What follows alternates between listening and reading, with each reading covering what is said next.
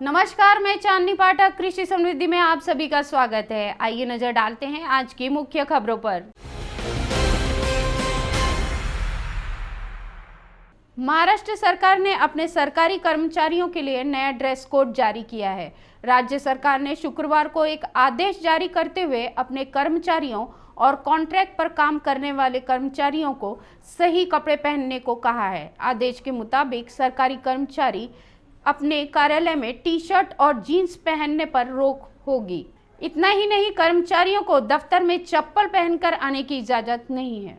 Bureau report, कृषि समृद्धि। महाराष्ट्र सरकार ने राज्य के कर्मचारियों और कॉन्ट्रैक्ट पर काम करने वाले स्टाफ को कहा है कि वह ऑफिस में टी शर्ट और जीन्स पहनकर नहीं आएंगे। इस आदेश के मुताबिक महिला कर्मचारी sari, salwar, churidar, kurta, trouser, pant, shirt और जरूरत पड़ने पर दुपट्टा ले सकती हैं। वहीं पुरुष शर्ट पैंट पहन सकते हैं। वहीं महिला कर्मचारी चप्पल, सैंडल व शूज और पुरुष शूज, सैंडल पहन सकते हैं। महाराष्ट्र सरकार की तरफ से जारी आदेश में कहा गया कि यह पाया गया है कि कई सरकारी कर्मचारी और कॉन्ट्रैक्ट पर काम करने वाले स्टाफ सौम्य कपड़े नहीं पहनकर आते हैं। इससे लोगों के बीच सरकारी कर्मचारियों की इमेज खराब होती है। इस सर्कुलर में यह भी कहा गया है कि लोग सरकारी कर्मचारियों से अच्छा बर्ताव और पर्सनैलिटी की उम्मीद करते हैं। अगर कर्मचारियों की पोशाक अनसूटेबल या गंदा होगी, इसका असर उनके कपड़ों पर भी होगा। राज्य सरकार ने सभी सरकारी कर्मचारियों को कहा है कि वह कम से कम एक दिन शुक्रवार को खादी के कपड़े पहनकर आए। बता दें कि राज्य सरकार की तरफ से 8 दिसंबर को यह आदेश जारी किया गया था। ब्यूरो रिपोर्ट, कृषि समृद्धि।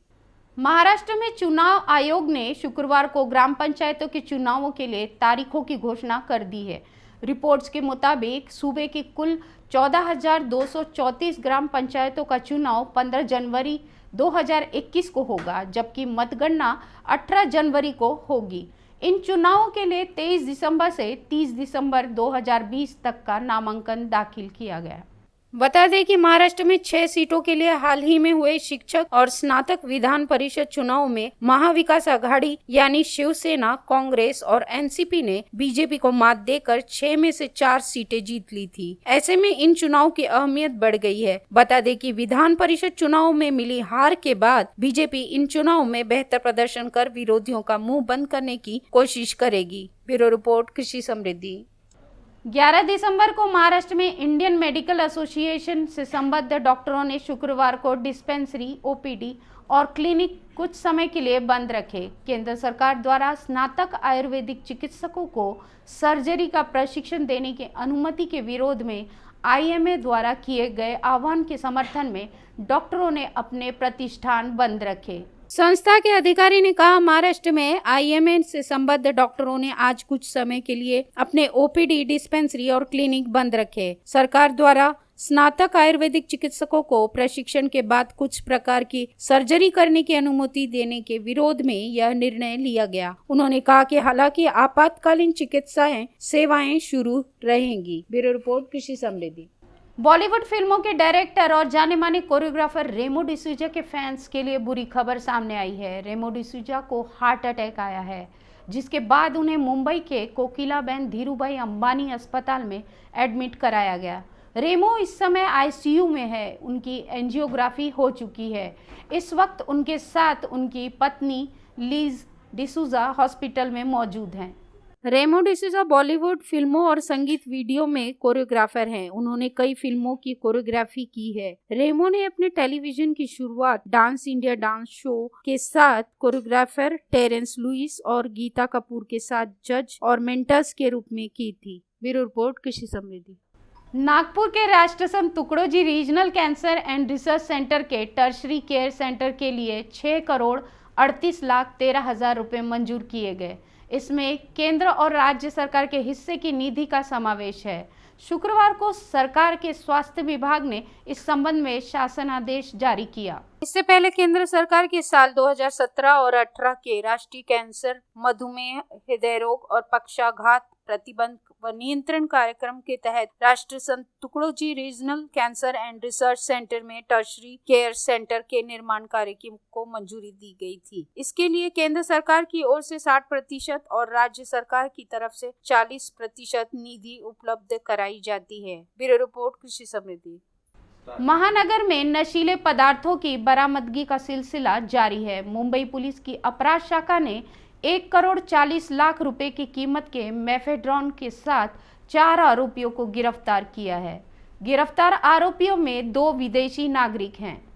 पुलिस के मुताबिक मूल रूप से आइवरी कोस्ट के रहने वाले दोनों विदेशी नागरिक नशीली पदार्थ बेचने आए थे, जबकि दूसरे आरोपी उनसे मेफेड्रॉन खरीद रहे थे। सीनियर इंस्पेक्टर सुनील माने को नशे की खेप की खरीद बिक्री की सूचना मिली थी, जिसके बाद अपराध शाखा ने कांदीवली के खजूरिया नगर इलाके में जाल बिछाया, जहां दीनानाथ चौहान और सनी साहू नाम के 2 आरोपी ऑटो रिक्शा से पहुंचे। दोनों की संदिग्ध हरकतों को देखकर पुलिस ने उनके आसपास घेरा बनाकर नजर रखनी शुरू की। इसी दौरान उनके पास एक्टिवा पर सवार होकर फ्लूगेंस उर्फ मुस्तफा आका और जर्मेन अबाह नाम के 2 विदेशी पहुंचे। विदेशी आरोपियों ने जैसे ही नशे के पैकेट दूसरे आरोपियों को पकड़ाए, पुलिस ने उन्हें धर दबोचा। ब्यूरो रिपोर्ट, कृषि समृद्धि। केंद्र सरकार के गृह निर्माण शहरी विकास मंत्रालय के सह सचिव और स्मार्ट सिटी मिशन के डायरेक्टर कुणाल कुमार ने भरतवाड़ा, पूनापुर, पारडी, भांडेवाड़ा क्षेत्र का दौरा कर NSAC डेवलपमेंट कॉरपोरेशन लिमिटेड द्वारा किए जा रहे विकास कार्यों का निरीक्षण किया। इस दौरान कुणाल कुमार ने विकास कार्य के साथ स्थानीय जगत का व्यवसायी उपयोग करने के लिए उद्योग, अस्पताल, महाविद्यालय, बाजार विकसित करने का आह्वान किया। कुणाल कुमार ने सूचना व तकनीकी का उपयोग करके नागरिकों का जीवन स्तर उठाने के लिए प्रयास करने की सलाह दी। उन्होंने कहा कि मनपा के सभी एप्स की मॉनिटरिंग CEO से की जाए। कुणाल कुमार ने Atal Bihari Vajpayee city operation centre में CCTV के माध्यम से किए जाने वाले काम की भी जानकारी दी। ब्यूरो रिपोर्ट, कृषि समृद्धि। महाराष्ट्र नेशनल लॉ यूनिवर्सिटी ने अपने यहाँ BA LLB honours in education and justicing नामक एक नया कोर्स लॉन्च किया है, जिसमें विद्यार्थियों को जज बनने का प्रशिक्षण दिया जाएगा और न्यायदान की बारीकियों के बारे में पढ़ाया जाएगा। संस्था में 40 विद्यार्थियों को पहली बैच के साथ ही पाठ्यक्रम का शुभारंभ किया जाएगा। विद्यार्थियों को क्लैट परीक्षा के स्कोर और एक विशेषज्ञ पैनल के सामने दिए गए साक्षात्कार के आधार पर इस कोर्स के लिए चयनित किया गया। पैनल में मौजूदा हाईकोर्ट जजों, शिक्षाविदों और मनोविज्ञानियों का समावेश है। इस पाठ्यक्रम में दाखिला लेने वाले विद्यार्थियों को हाईकोर्ट व जिला कोर्ट के जजों के मार्गदर्शन में 6 माह की ट्रेनिंग मिलेगी। यह इस कोर्स की खास बात है। ब्यूरो रिपोर्ट, कृषि समृद्धि। करीब 2 महीने से लापता एक महिला, उसके 3 बच्चों का पेड़ में लटका हुआ शव मिला है। पत्नी और 3 बच्चों के शव देखने के बाद महिला के पति ने भी जहर पीकर आत्महत्या की कोशिश की, जिसके चलते उसे गंभीर हालत में अस्पताल में भर्ती कराया गया। घटना मुंबई के करीब स्थित भिवंडी के उंबरखांड पाचापुर इलाके की है। पड़घा पुलिस ने FIR दर्ज कर मामले की छानबीन कर रही है। पश्चिम बंगाल में अगले साल होने वाले विधानसभा चुनाव को लेकर बीजेपी ने अभी से तैयारियां शुरू कर दी हैं। केंद्रीय गृह मंत्री अमित शाह 19 दिसंबर को पश्चिम बंगाल आने वाले हैं। उनसे पहले राष्ट्रीय स्वयंसेवक संघ के प्रमुख मोहन भागवत आज पश्चिम बंगाल के 2 दिवसीय दौरे पर होंगे। भागवत इस दौरान राज्य के युवाओं से मिलेंगे जो space research, NASA, microbiology, medical science के क्षेत्र में उपलब्धियां हासिल कर वापस भारत लौटकर मेक इन इंडिया और आत्मनिर्भर भारत अभियान में अहम योगदान दे रहे हैं। ब्यूरो रिपोर्ट, कृषि समृद्धि। इसी के साथ आज के मुख्य समाचार यहीं समाप्त होते हैं। तब तक के लिए देखते रहिए कृषि समृद्धि। नमस्कार। चालू घडामोडींसाठी तुम्ही सबस्क्राइब करा आणि बेल आयकॉनवर क्लिक करा आणि बघत राहा कृषी समृद्धी, न्यायासाठी खंबीर व्यासपीठ।